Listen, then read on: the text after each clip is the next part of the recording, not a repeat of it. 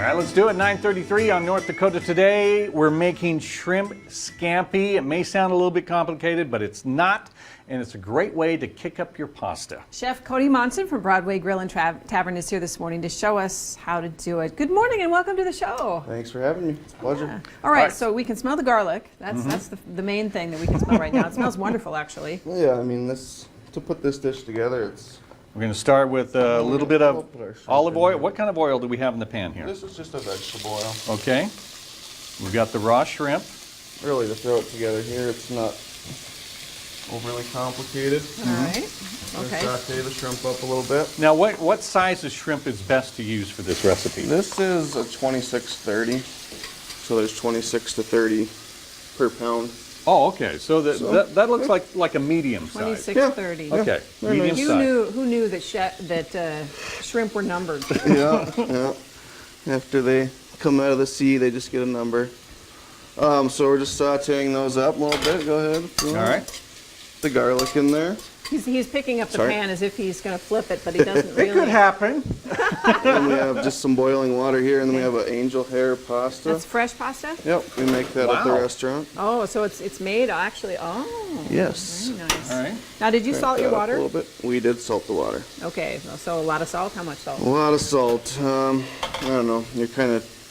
People are afraid, I think, at home to salt the pasta water enough. Yeah. I don't know if you. I know I am. What is that If you've rule? had seawater, but they say to make it taste like. It's supposed to Yeah. be seawater. It comes from the Mediterranean. So now we are going to add a little white wine.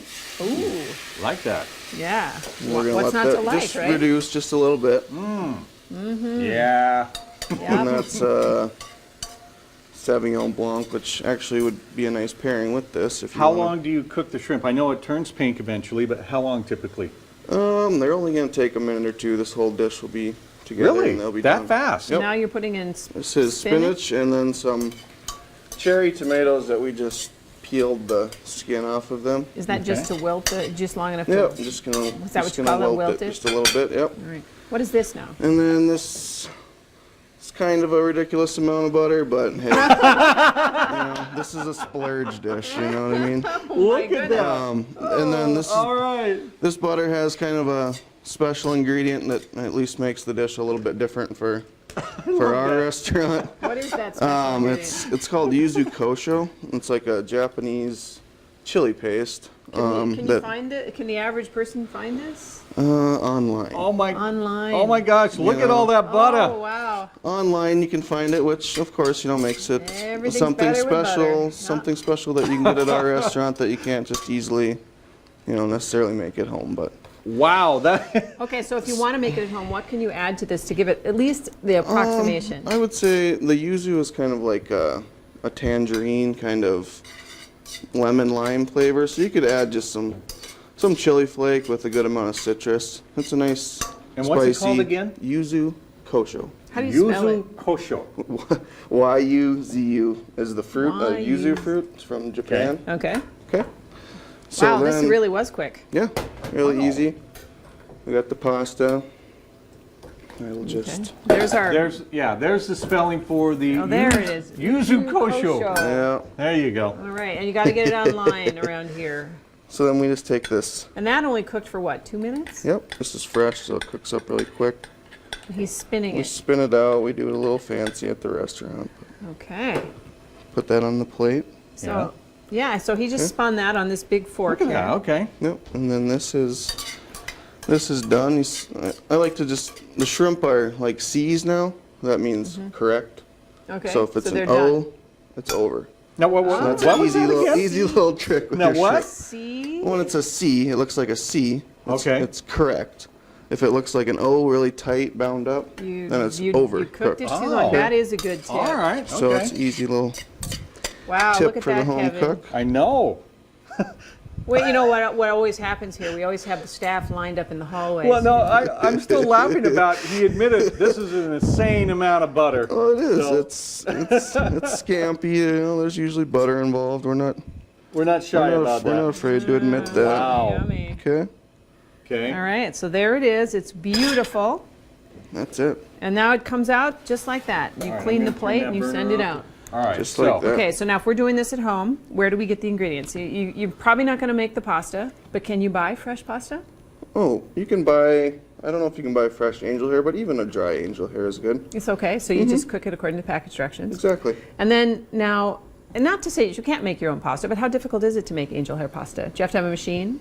Yes. Okay, and I mean, you basically could do it by feed hand, but the amount that we do, we make the dough, and then we roll it out into sheets, and then we cut it into the angel hair. Okay, so how long does that take?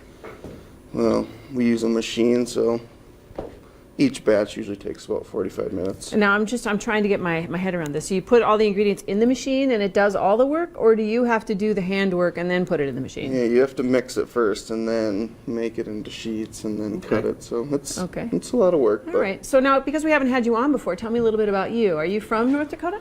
I'm originally from Williston. Grew up in Williston. After I graduated high school, I moved out to the Twin Cities And where were you trained? at La Cordon Bleu in Minneapolas. Okay. Wow. How okay. long were you there?